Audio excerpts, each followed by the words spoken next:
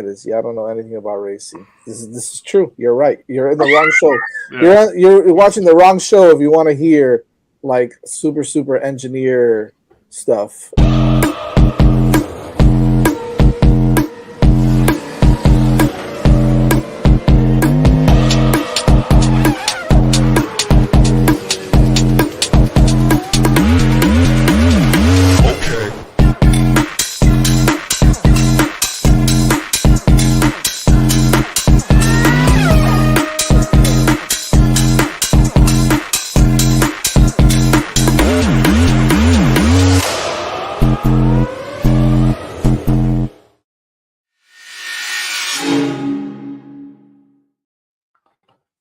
Hello, welcome back to another episode of Hitting the Apex Fibers Sports F1 coverage.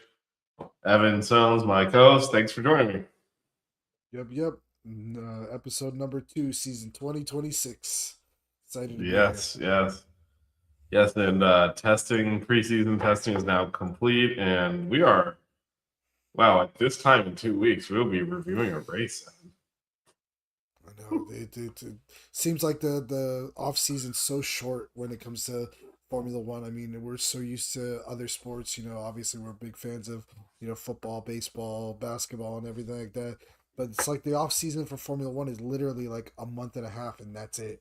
And especially going into such a big regulation change, it's like, how do they do this? How do they do this every single year where they go for basically 10 months straight, and then you only get that like month and a half off? It's insane. Yeah, no, and then obviously when we get into the season, the races just keep coming and coming. It's an intense calendar compared to, long gone are the days where they do 10 races a year, which is what it used to be. Shout out to they're just gonna keep on adding more. Yep. Well, I mean, they're gonna run out of space. Yeah. But shout out to your mom for joining us, and your sister. We got your family / our biggest fans in the chat. So thank you all for joining us for, as Evan said, episode 2 of season 2026 here. Well, he's not talking around space in the gap. I mean, you can't drive these cars in winter, so yeah. So I guess in theory they can Southern Hemisphere. Yeah, well, that's true. They can drive them in. That's a fair statement. Probably make wet tires to never use them. Anyway, we got a lot of content to get here. Obviously, as I mentioned, preseason testing has wrapped up, and opinions have been formed, but obviously you don't know really until Australia if anyone's been sandbagging or if there's new updates and all as they bring to the first race. But I think the big, because obviously we had a show last week and we talked about where things stood in testing. I would say the biggest, I guess, highlight or eye-catching thing from last week's testing was the Ferrari rear wing, which rotated,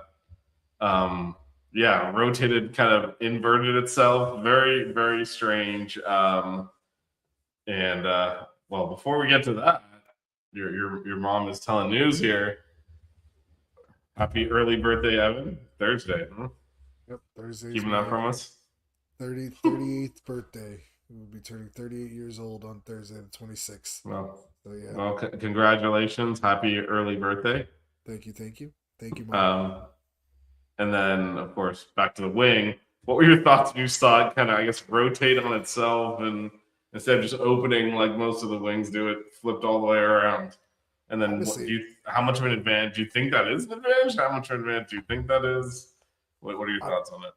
I mean, honestly, the first time I saw it, I thought it was something broke, and they just played it off as like, oh yeah, it's just a feature. Something happened, because if you look at like the way that the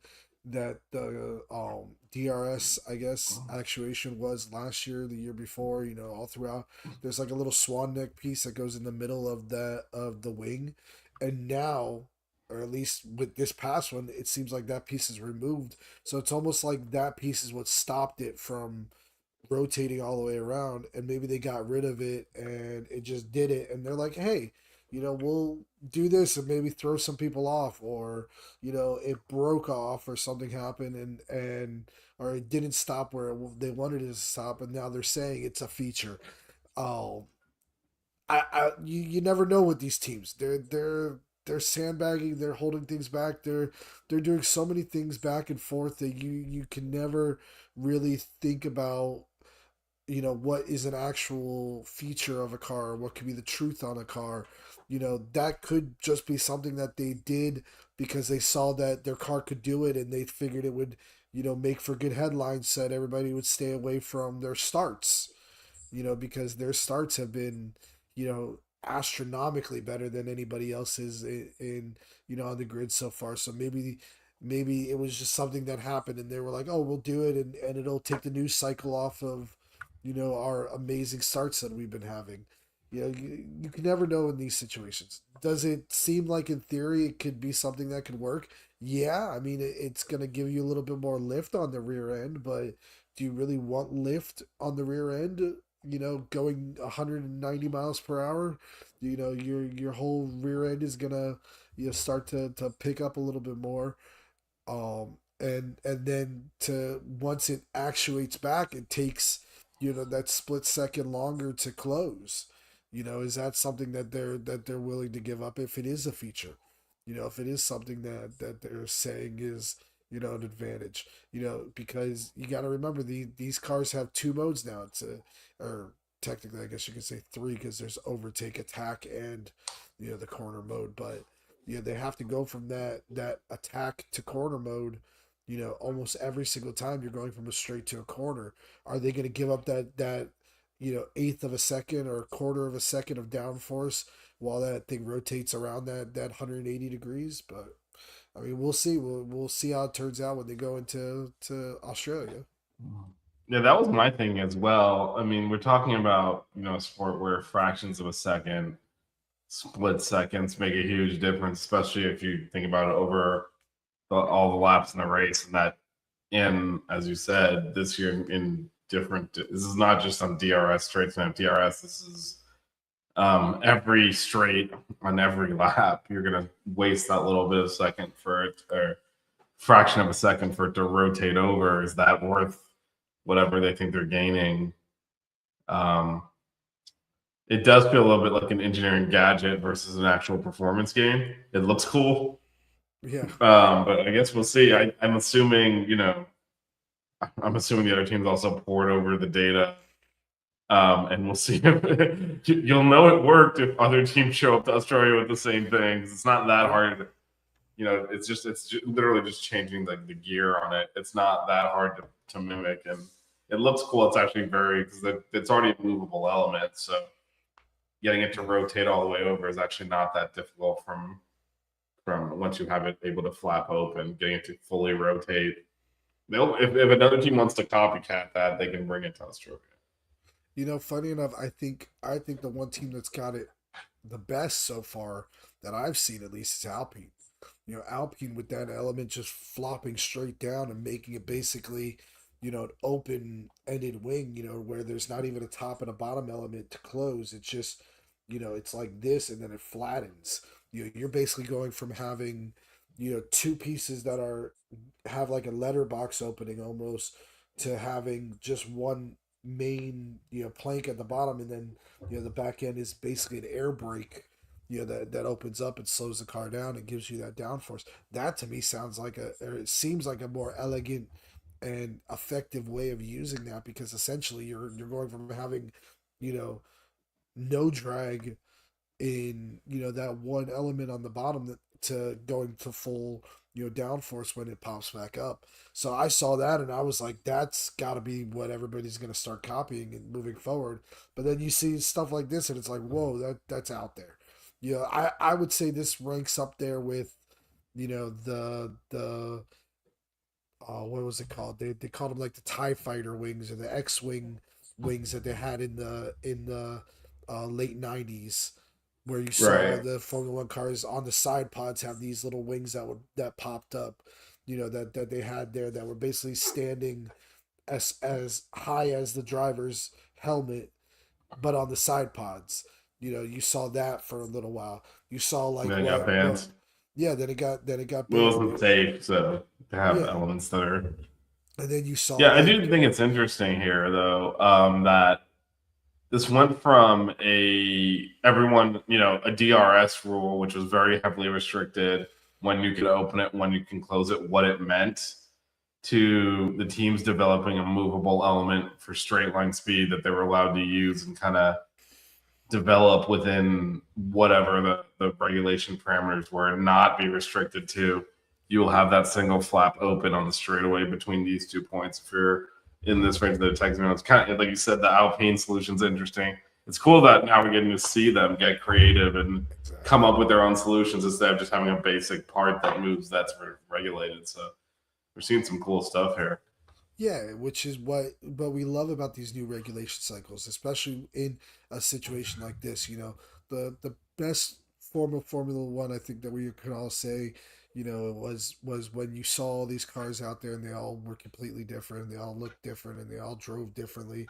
You had cars with six wheels, you had cars with fans, you had cars with, you know, with dual chassis that were running at different points in time, and it's you know, those are the things about Formula One that makes it great, is the innovation that you literally have the smartest people in the world, you know, some of the smartest people in the world working on these things day in and day out to try to gain a marginal advantage of a fraction of a second, you know, and they do it, and they find these tricks and these little ways of doing things. You know, we talk about, you know, the F duct that you know McLaren pioneered in what was it, the late 90s, early 2000s. You talk about the It was dual active 2010.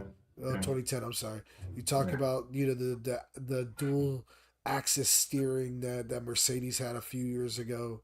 You know, little things like that are what make Formula One fun, because you see these innovations and you see these things happening, and what you think about is how they can use those things to then make an advantage. We never knew what the capabilities of that dual axis steering was. They told us it was to heat up the tires. But man, if that thing was for something else, if it was to help them turn into a corner better, or to get better stability on the straights or whatever it may be, man, that's so cool to think about that as an engineering, you know, study. Yeah, and as you said, well, it ended up being just to warm up the tires because they banned the use of it In the race. in the actual racing. It was only allowed to be used in warm up situations, and then they outright banned it the following year. So there was only Yep. one season where they had it, and it was very restricted in usage. So yeah, who knows if they could have activated it during the race? It was a movable steering wheel, so it would have been bit tricky to drive, but yeah, it was. Yeah, we never saw the full potential of that. And so you mentioned the F duct that ended up being the inspiration for DRS and actually the movable elements. We're talking that whole idea of wings opening on straights came out of that F duct. Obviously, it wasn't a wing then; it was manually blocking a hole in the chassis to redirect the airflow. Yep. But that concept of when you're on the straights, you want less drag. So how do we make that happen? And then obviously that led to DRS, which led to what we have in this year's regulation. So yeah, that is F1 at its best when you kind of see them pushing the envelope. And frankly, sometimes stepping over the line, Yeah. which we've seen as well. But that's again, if you're not getting up to that line, then you're not really going to develop winning cars. So Exactly. all right, so we mentioned Ferrari's trick wing, but coming out of testing, the consensus is like while Ferrari has done well, and I think is probably happy with where they're sitting currently. The consensus is definitely Mercedes as the team to be. Do you agree with that? What have you seen out of them? Is this about to be the year where I experience a lot of George Russell? This might be the year that you're experiencing more George Russell on the podium than usual. You know, the cars looked good. The Mercedes, you know, the Mercedes powered cars, let's say, have been running very well. They've haven't really had much issues. I think Kimi Antonelli had an engine issue on the last day I'm not mistaken, or the second to last day, there was something going on with I want to say it was the energy recovery system or something like that. But besides for that, they've been dead reliable. They've been, wickedly fast. But overall, I think we're gonna see uh, um, a really competitive start of this season, with a lot of these teams being able to fight with each other, because there's advantages in different ways that each one of these teams have. We look at Ferrari. You talked about Ferrari, at the beginning. Um, they've looked wicked fast in these starts. You see, these mock starts that these guys are doing at the end of these practices, and Hamilton's going from like 11th on the grid to basically leading before the second turn in Bahrain, which is not an easy place to pass at the beginning of the lap. Now, whether they're going full tilt, whether there's again sandbagging, whether they're really not trying to push it, we don't know. But what we do know is that the teams wanted to change the way that the starts happened, and Ferrari was the only team that said no. Ferrari was the only team that went against the rest of the teams when they were trying to make a protest on the start procedures. So I think they got something up their sleeve that's going to make them very competitive, at the beginning of the races. But over the longer stint of the race, I think the Mercedes powered teams are looking really strong as well. And if you can never say that the mothership team is going to give the best engines to their team or to their main team, but I don't know how happy they were that their Mercedes powered car won both championships last year, but I think overall the Mercedes teams in general, that goes into Alpine as well, that goes into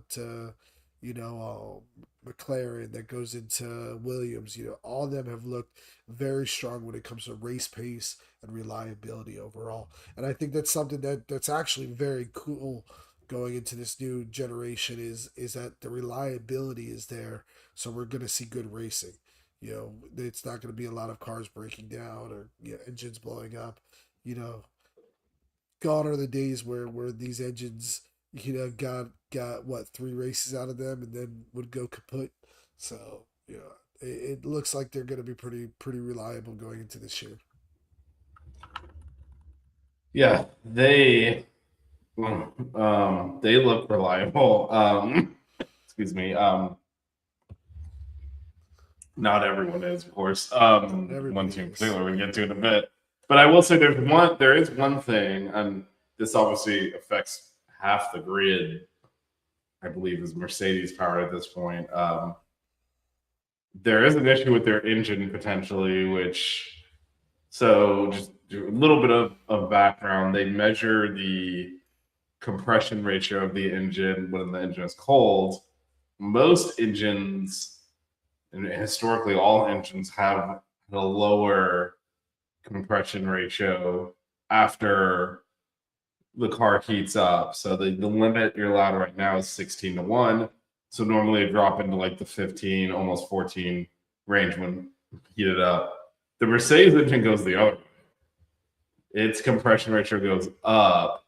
And so the way for a rule change to be enacted, there's 5 engine manufacturers. Now 4 have to agree to change it. Now, not 4 teams, 4 engine manufacturers. As teams, you would never get it to pass because obviously with the amount of teams using Mercedes, they don't want their engine impacted.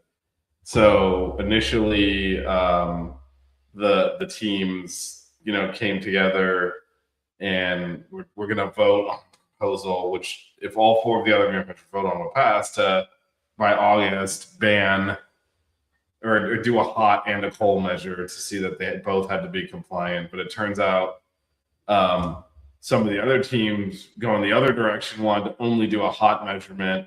That way because again, there's drop like normal engines, and they wanted to measure it only hot, so that way they can boost up the power when it's cold, which of course Mercedes is going opposite. So it looks like that might fail, but something to monitor if Mercedes has to make an engine modification either now or by August. That could potentially hurt them, as well as obviously in terms of title contenders, McLaren And it's like Williams and a few other teams are also using those engines, but right now it's not passed, and the proposal is for August. So something that we're monitoring again. Anytime there's new regulations, new engines, everyone accuses everyone else of cheating. So we're at that stage of the process now. So, Yeah, but yeah, imagine, that's something to imagine monitor there.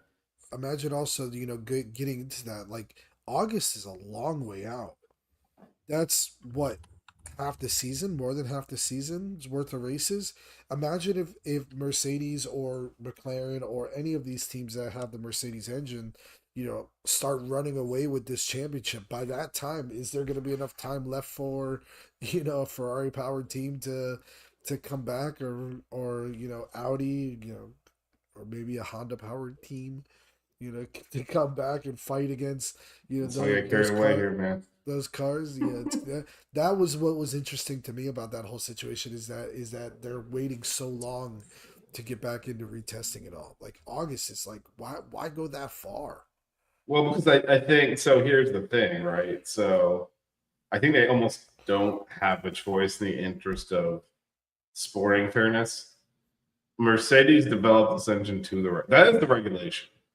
Yeah. The regulation is cold ratio 16-1. They are compliant. If you're going to change the regulations, you do need to give them time to bring their engine. There's going to be R&D they're going to have to do. Yeah.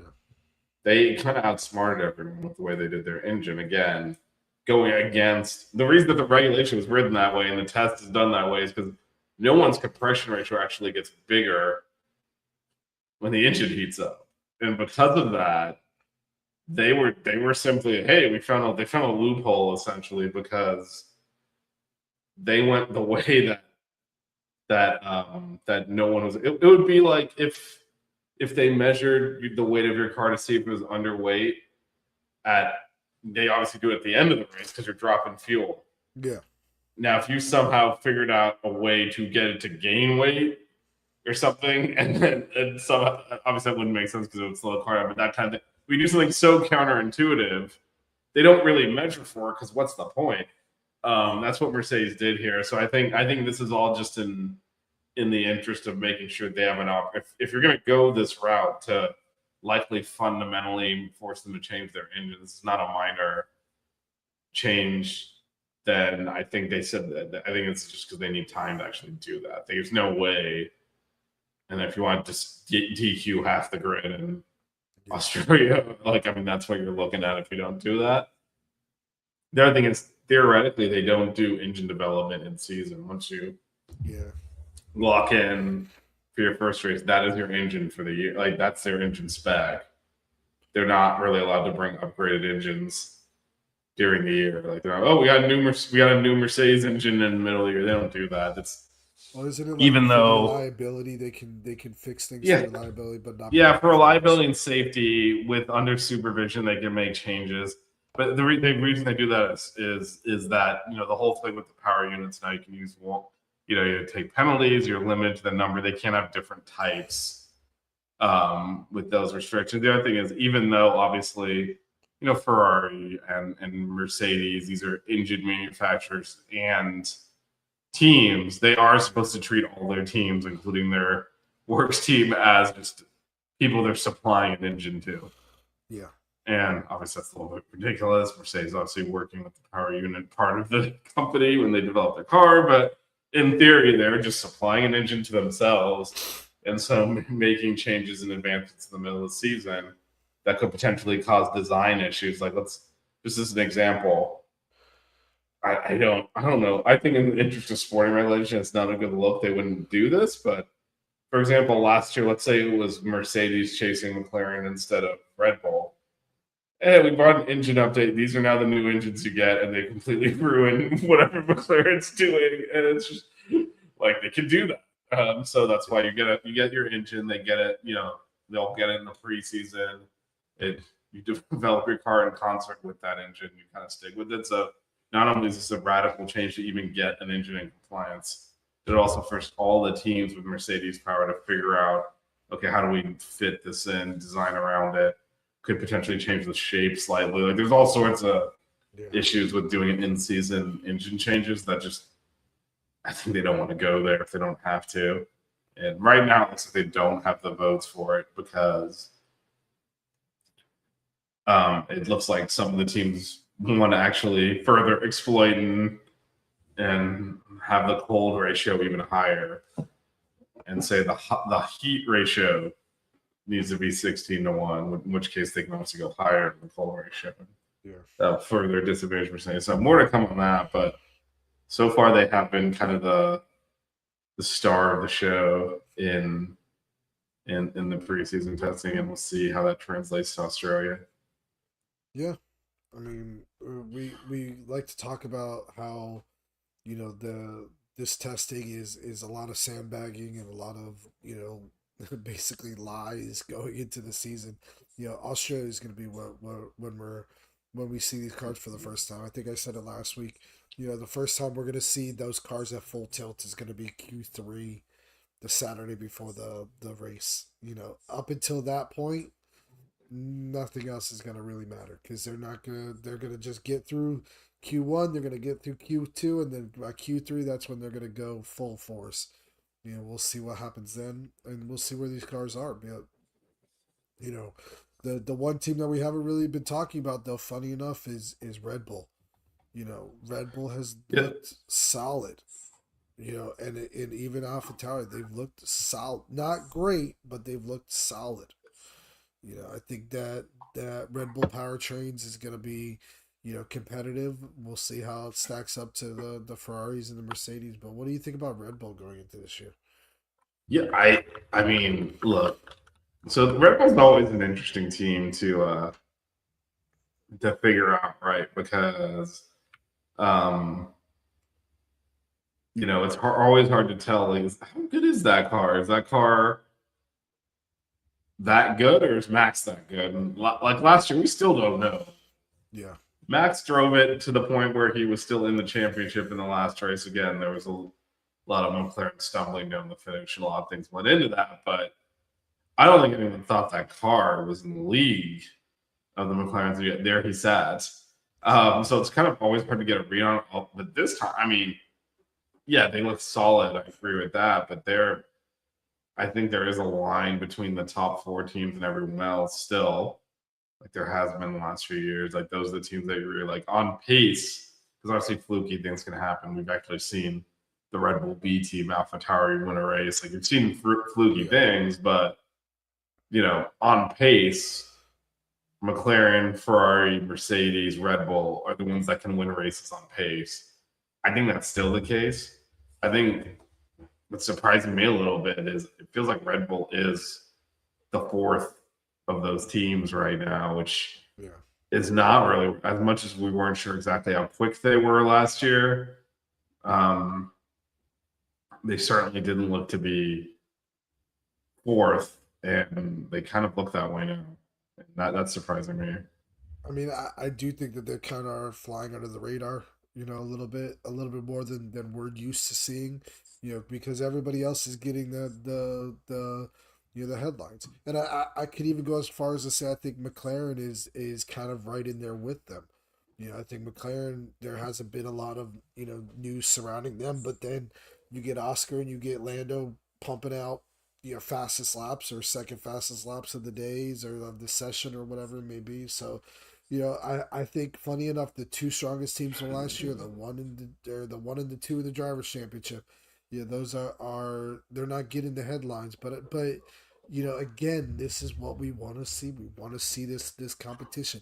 We don't want to see Max winning every race. We don't want to see Lando winning every single. Well, I mean, I might like to see Lando's. Yeah, I'd be okay with that. I mean, I don't think it'll be good for ratings, but when you have a year where a Leclerc is fighting up there with them and battling for that top step, and Hamilton with Ferrari and Russell and Kimi, you got all these other guys that are up there, fighting together.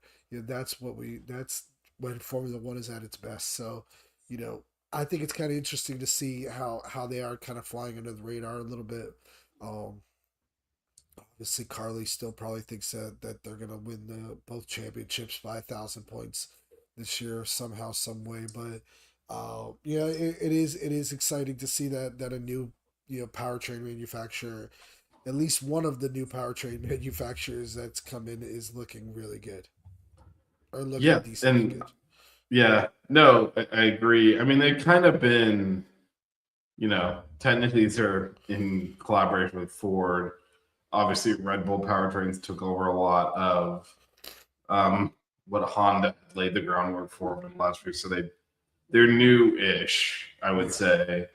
Um, this isn't in the show notes. So I'm going off the I'm throwing the rundown out a little bit here, Evan, but Go for the it. one that I would, there is one powertrain that is very much brand new, and that's Audi. Yeah. And I'm surprised we haven't heard a lot about them having reliability issues or anything like that. Pretty surprising, given that I feel like Ford, Red Bull had like a leg up because Red Bull has all the data. They basically took over Honda's manufacturing base and a lot of their intellectual property. So they kind of were developing a new engine, but really not so much. But Audi looks pretty. Again, I don't think they're going to be challenging for race wins or anything, but I was surprised at their reliability thus I'm gonna make a bold prediction out here today. far. Okay. Bold prediction, and this is based off of history, but a bold prediction. If Audi gets a strong number one driver, granted, I like Bortoleto. I think Bortoletto's a hell of a driver, and we all love Hulkenberg because Hulkenberg Do we? is Hulkenberg is that guy that you He's can't all help reliable. yeah, he's all reliable. You can't help but like him. We all were happy for him when he got, what was it, the fourth place in or no, the Third podium place. He got a podium. He finally yeah, got the podium. Yeah. the podium. We were all happy for him when he got that. Nobody was upset about that. There was nobody that's sitting there like, he got a podium. No, everybody was happy about that. So, anyways, if Audi gets a good, strong number one driver, if it ends up being Bortoleto or whoever else it may be, Audi will be one of those top race winning teams. Audi has never entered a series and not ended up dominating that series. Audi went into Group B rally and completely changed what rally racing was from that point on. They changed it so much that cars from that point on in rallying could no longer run the way they used to. They went from having two-wheel drive, front wheel or rear wheel drive cars to every single car having to have all-wheel drive because of what Audi did in rally racing. Then in the early 2000s, they get into prototype Le Mans racing, at the 24 Hours of Le Mans, and they revolutionized that with the what was the R10, or I think it was, or the R8 back in the day is what that one was, the original one that they had, and dominated with that car, and then continued to dominate going into turbo diesel, into hybrid, into fully electric, or almost fully electric vehicles going into that. That group, Audi, VW, they don't get into a racing series unless they know that eventually they're going to dominate it. And I'm telling you, give it a year, give it 2 years, give them a number one driver, give them Oscar Piastri. 2 years, if Oscar wants out of McLaren, or if Lando wants out of McLaren, and one of those two goes to Audi, that's going to be a race winning team, guaranteed. Audi doesn't get into a racing series unless they know that they're going to win. Well, we've had other major manufacturers have success in other series come to Formula One and not. So we'll see. This is the pinnacle. This is always the hardest one. The pinnacle of motorsport for a reason. It is, but I'm telling you, Audi is one of those teams, man. No, they have a history of winning at every level. That's the level they don't. So we'll see. Shout out to your father, Jeff. Yep.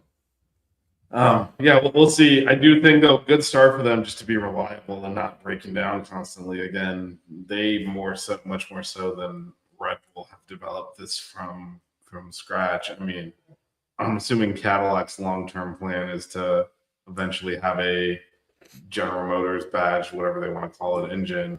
But they did not want to take that risk, so they bought Ferrari engines for now.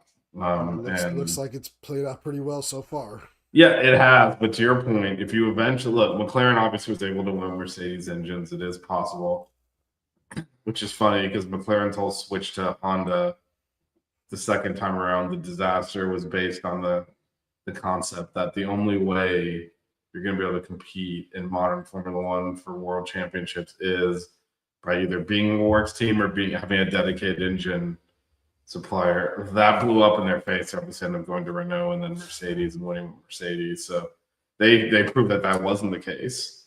But I do think, I think Cadillac obviously had the option of we can develop an engine. It's a major engine manufacturer as well, and they decided now we're too risky to come out the gates like that. Now, of course, Audi is sour, so they're not starting from scratch the way Cadillac is. From a car design, from a powertrain, yes. From a car design, no.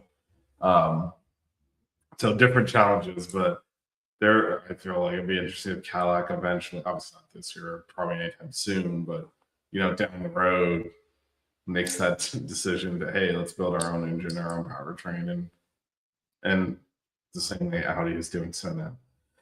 All right, after calling my audible, I want to piggyback on something back to the rundown here on something that you had discussed last week, which I think is starting to bear itself out in testing, which is Alpine being much. I mean, they were, frankly, a joke and pathetic last year for the largest. I'm talking about manufacturers, largest car manufacturer in the world to not be able to field even a competent car.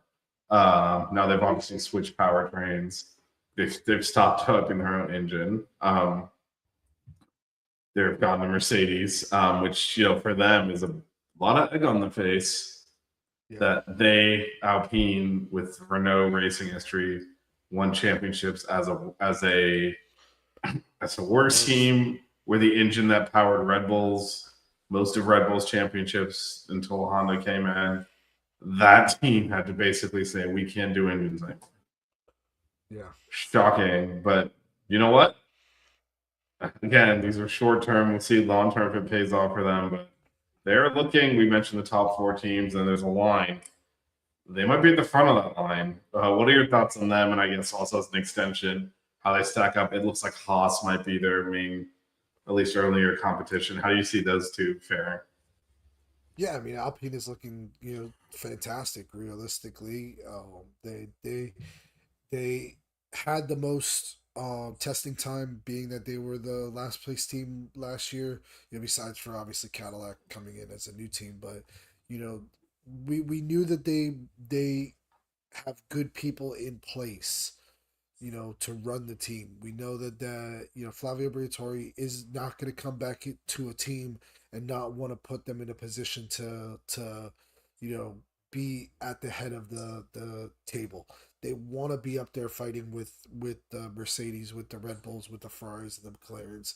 Whether they can get there this year, we'll see. We'll see how competitive they are going into the beginning of the year, but it's good to see that at least they're not having reliability issues, because they are running the Mercedes engine, so that helps out with that, and they're able to kind of stretch their legs when it comes out to the race team aspect of it and the aerodynamics aspect of it, because I do think that that's where their strengths are. We saw them be kind of the outliers a few years back, with their cars. They were one of the few teams that tried different things, in in the aerodynamics aspect of it, or the car design aspect of it. I think it was the previous generation, not this past generation, but the one before that you saw the car with the giant hump on the back, where it basically looked like an old Ligier, from the 70s, and they're doing things like that to try to mix things up and gain an advantage. And that's what, again, we talk about. We talk about this all the time, that we like to see the innovation. The way that they're doing the rear wing this year, is a little bit different than everybody else. The design of the car seems like they're really, you know, focusing a lot into the aerodynamic side of it, and it's showing, or it's paying dividends in the fact that they are out there and they're putting up competitive numbers. That probably fourth, fifth, sixth team in stacking order, right in there. That competitive view, and same thing with Haas. Haas is now, they've been a Ferrari team for a while, but I think what's helping them a lot is this Toyota partnership. They've really leaned into it a lot. Toyota has seemed like they're dipping that toe right back into the Formula One waters again, and it's good to see. They're letting Haas use their wind tunnel and their facilities. I think it's in Cologne, Italy, is where the Toyota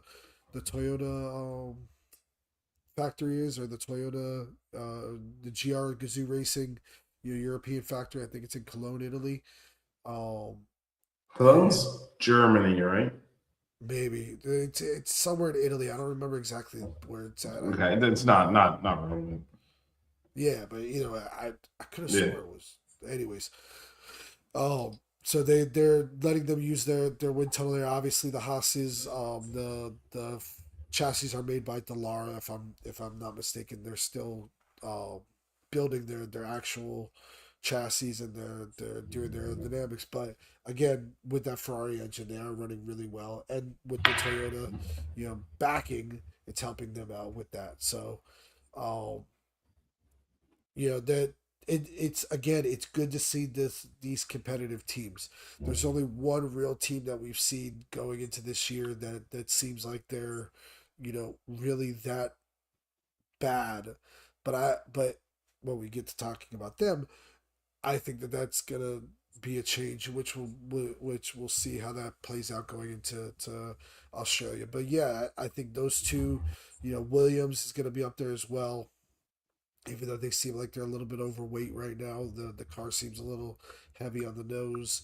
Um, the Audis, the Cadillacs, I think all those cars right up in there are going to be very competitive with each other, and I think it's going to make for great racing, which is what we always love to see.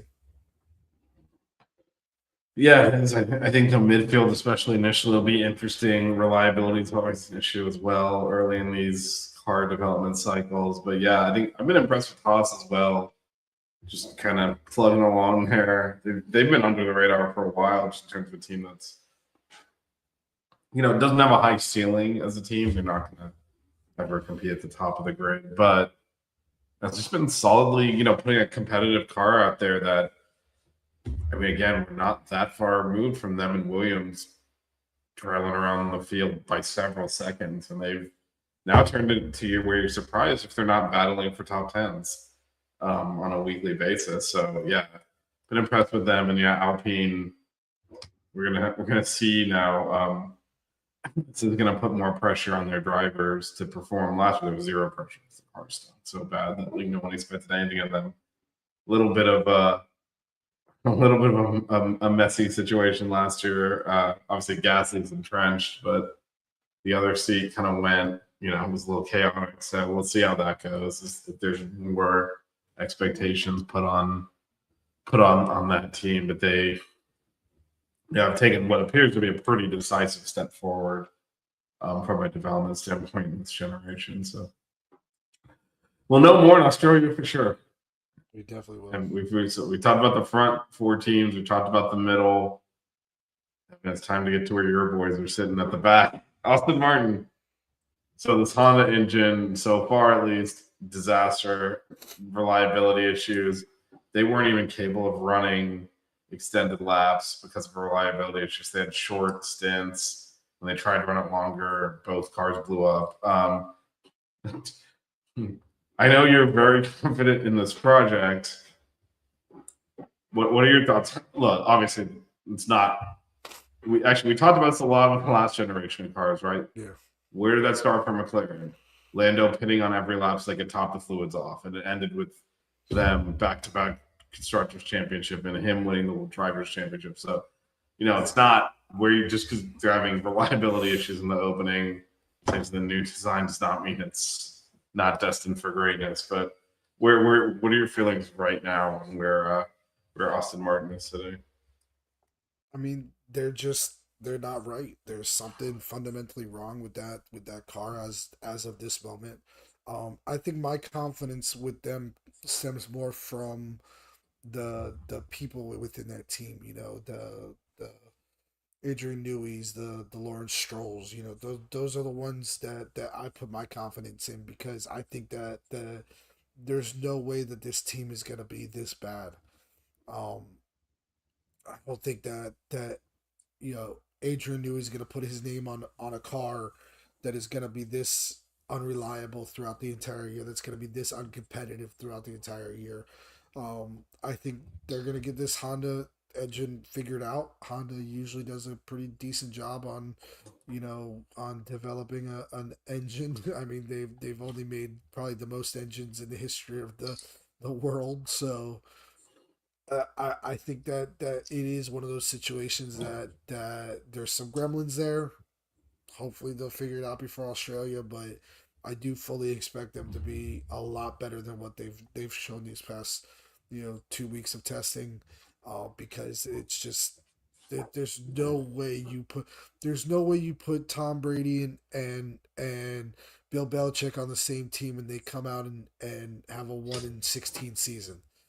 What's the one way that happens? Tom Brady breaks his arm, and doesn't play for half the year. Well, I mean, it's an interesting comparison because, Bill Belichick, as he currently struggles at North Carolina after struggling at the end of the Patriots, and people saying maybe, he should have retired. The game moves on. Not everyone can do it forever. Yeah. We'll see where Mr. Newey is on that. This is a step up from in responsibility as a team principal. We'll see. Everyone loses their fastball eventually, man. Everyone loses their fastball eventually. In an era of computer simulations and all of that, using AI to design cars and instantaneously knowing the effect of a slight tweak or the intended effect, and then Adrian Newey's old school ways. Let's see if it works. Still. I guess we'll find out. Yeah. You can see Yeah, but you can see the airflow. Yeah, the thing with Honda, like you mentioned, they've always developed successful engines. Now they exited the sport sort of. They're having to start over a little bit because again, Red Bull acquired their intellectual property. That last series of Red Bull cars was technically Red Bull powertrain, but it was really just the Honda stuff. So they're starting over a little bit. Obviously, when they partnered with McLaren more recently, so the first partnership with McLaren is legendary for how successful they were. The second one is the opposite. It took them a while to get that engine right. It took the exact right partner, which was Red Bull. Now Adrian Newey was part of that partnership, so he knows how to make it work. McLaren was not a good fit for them. Neither was Alonso. Neither was Alonso. That's a good point, but which is funny because he's GP2 engine as it's blowing up on the straight. GP2 engine. I like the best part about that was he wanted to make sure everyone knew. He said GP2 engine, and then just to make sure everyone heard, goes back on GP2. Did you hear GP2, right? Yeah. But yeah, I mean, we'll see how this works. One of the issues that Honda and McLaren had was cultural. McLaren is very British, in terms of they were actually. It's changed a lot now. Yeah, now they're more, more Middle Eastern. Well, they had to grab an American to run it first. Yes, they did.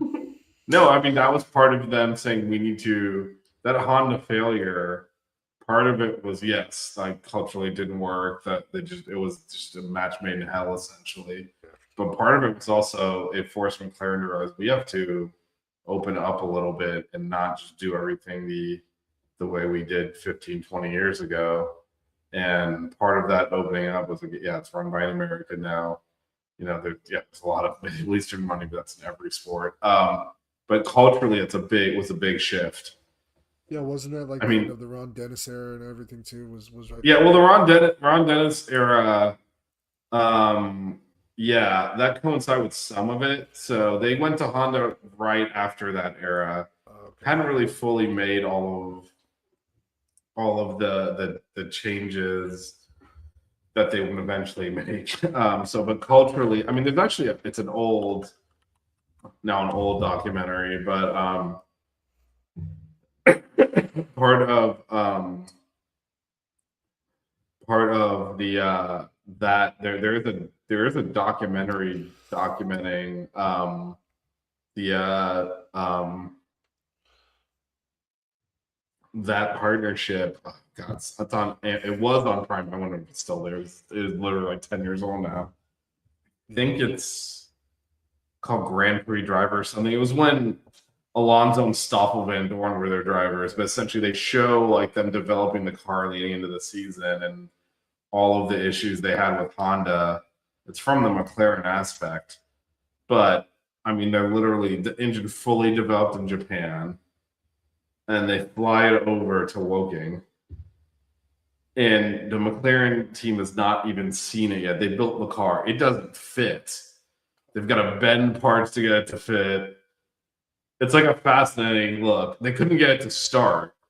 Like the start button didn't work, so then they had to like jump start it with the thing, and it finally got and it's just like, this is Formula One, man. What are you doing? And it was just like, and that was the last year that they had the Honda engine. By the end of the documentary, they had gotten rid of them and said they were going to Renault.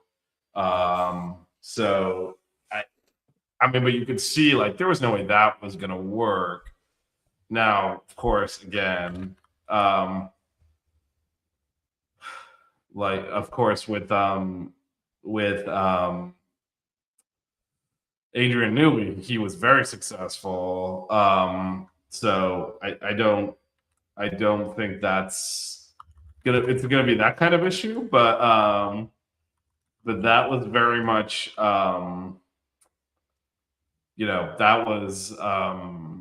was part of McLaren realizing, hey, we've got to change the way we do things. We can't, the idea that they wouldn't, and some of the Honda came with a bunch of engineers. A lot of them didn't speak English. It's like wild that they thought this was going to work. Zach Brown was kicking around there. That was back when he was the marketing director. So he's in there, but he's not running the team yet. But you can actually see, because they go through like the whole season. They follow Stoffel Van Dorn around as he's like getting in shape for the season. They do the fitting. They try to take the car out in Barcelona. It doesn't work at all. But they basically get no laps in. Like you see all that thing falling apart. And you actually see Zach Brown growing in power over that season as they realize like the old British way we're doing it not working. It's an interesting time capsule now to know that like 10 years on, this is the best team in Formula One. See how they were operating. But yeah, maybe I'll go rewatch. Interesting window into a failed experiment 10 years ago. But yeah, so we'll see what happens with Honda there. I think it's going to be interesting to see. I think it's going to be a struggle for them initially. Obviously, like they're not going to come with a fully reliable, fully powered up car in Australia after this testing. But again, you can develop it over time as McLaren did. Be interesting to see where they fit with the Cadillac. I think them and Cadillac are kind of gonna be at the back of the grid here, so it'll be interesting to see how that shakes out. I do think, as much as it's recoverable and not that big of a deal, I think it'll be a lot of egg on Aston Martin's face if they finish buying Cadillac in year one here for Cadillac. So we'll have to wait and see. A couple more weeks. Yep, couple of more weeks. Actually, so next week we will be previewing the season and the Australian Grand Prix, Evan. It's that time. Very exciting. Yeah, super exciting. I'm just ready for competitive racing to come back. I watch all the different types of motorsports. I've been watching a lot of endurance racing and NASCAR. Funny enough, has been really good these past first 2 weeks. I'm sure Morgan will attest to that. You know, Tyler Reddick won. He has hopped in the chat to Daytona. tell us that Ferrari is winning the championship and everyone else is competing for second down. So he's hopped in for that. His Ferrari love. Oh, You would think he would know better. I mean, in his lifetime, when has Ferrari not screwed up? So I think you should. yeah. You should know pace is not enough for Ferrari. They will get stuff behind Vitaly Petrov and throw away championship. They will do these things. This will happen. So, but you know, so watching all these other racing series, like I said, Tyler Reddick won, for the second week in a row in NASCAR this week. He won at Atlanta. So it's been good racing so far. I hope that continues with Formula One. Because I think that this potentially has this season potentially has the capability of being a very fun season in general, just because of how much change there's been. We haven't seen a full engine and aerodynamic change like this in a long time, in a very long time. They've had engine changes, they've had aerodynamic changes, they've kind of split them up, but to do both of them at the same time, this is a big change, and they're going smaller cars. They're going a little bit more simple or simplified, engine wise, a little bit more complicated aerodynamics wise. You're going to see a lot of movement. You're going to see a lot of things popping up and going around everywhere, and what could break and what could go wrong, and what could get destroyed. But these are all the things that we'll be previewing next week here on Hitting the Apex. So I think that this is potentially going to be a very good year this year. Yeah, and I mean, Lewis winning a championship would be sure as hell something else. He did answer you directly, Evan, when he said, "I am reinvigorated. I'm not going anywhere." That's what he came out and said today. So he was talking directly to you, I'm sure. The narrow cars is interesting. I mean, it's going to be way down the road, but curious when they get to Monaco if someone can actually pass someone. Yeah. That's going to be the test. Yeah, that'll be nice. Do we actually overtake someone at any point? I still stand by my saying of what should happen at Monaco. I mean, well, let's see if narrow cars work. Maybe just go to go-karts for Monaco. No. Everyone drive a go-kart. No. Make it a time trial. Make it a time. I've been saying this for years. Make it a time trial. Just make the Sunday just like qualifying. Let them go out, do 2 laps, average speed as fast as they can going through there, and make it a time trial. That's it. Each car gets 2 laps, gets a warm-up lap, and then gets a flying lap, and that's it. Next car goes out, do the same thing. That would be cool. Because then they're pushing it as hard as they can and going as fast that would be an exhibition. It wouldn't necessarily. I don't know how you award points for shit like that. But anyway. Well, then you don't award points for it. Just make it an exhibition. That's essentially what. That's basically that's basically the purpose of that race at this point. All the beautiful people go out on their yachts, and that's it. That's my point. So let it. I honestly don't think there would be much pushback from F1 fans on getting it off the calendar. I think it's more the glitterati that would have a problem. Yeah, but that's why you leave it on the calendar. Let it be competitive and just let it be qualifying. Let it be a time trial. Award points like it's a sprint race, 8 points for the win or whatever. Yeah, knock the points down. Award it like a sprint race. That's fine. But let the most exciting part of Monaco, we've been saying this for years, the most exciting part of Monaco is qualifying. Am I wrong? Yeah. I mean, the cars are going this far away from the barrier wall at the swimming pool. How is that not like the most exciting thing you see in Formula One every single year? Is when they're going through that chicane and that tire is rubbing up against that wall. That shot is one of the coolest things that you'll see, them going through the tunnel at full blast. With the light beaming through. Let them do it at night. Oh my God. Light up Monaco at night to do the time trial. Come on. You can't tell me how cool they can't do it at night. They use those roads. The rich people need to get home, man. Well, that's their problem. Man, that you can't tell me that wouldn't be super cool though. Time trial at night Man, in what Monaco. world are you living in where the rich people problems don't become everyone's problems? Yeah, this is true. But yeah, that's obviously they're not doing the time travel, as Morgan points out. They won't change anything as long as they finally have a legitimate. I mean, half the grid lives in Monaco, but they're not actually. I guess Monegasque is the term. Leclerc actually is. Yeah. So I think as long as he's there, they're going to continue to. Because I mean, again, they all live there for tax purposes, but he's actually from there. So I agree with Morgan. I don't think any adjustments. Oh, look at that! You can live with it in video games, though. Yeah. All right, well, in the raid. well, we will next week. We will preview the entire season, do our season predictions, as well as do our Australian Grand Prix predictions. So it is racing time. Evan, thanks for hanging out with me. We'll be back next week, and yeah, it's getting real now. Oh yeah. Drive to Survive coming out. What is it? This week, next week, something like that? I have been boycotting that ever since they stole Hamilton's championship for the drama. No, I have not watched that in years. This is a season you got to come back. It's the McLaren Championship season. You got to come back to watch this season. They freaking ruined an entire season, which was like a great season, and the wrong person won because they tried to create fake drama. No.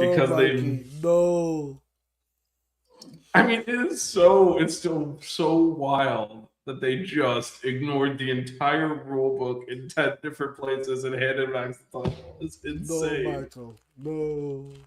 Lando was on the back half of the circuit when he went green because they let the lap cars through and didn't let them catch up. It is so insane. There were cars all over the track. Can we just one time get Arnold Schwarzenegger to play Toto Wolff in something, a commercial or something like that? Because I think that'd be great. He's not really playing them. They're just both Austrian. That's how they talk. I know, but it's fantastic. They you can get any Austrian to do it. It's not. They're not doing accents. The Austrians talk like that. No, you get any Austrian. There's millions of people in that country. Just get any of them to do it. It's the same voice. Yeah, but they're both like buff and stuff like that too. Like they're both rated out. Anyways. All right. On that note. All right. We'll see y'all next week.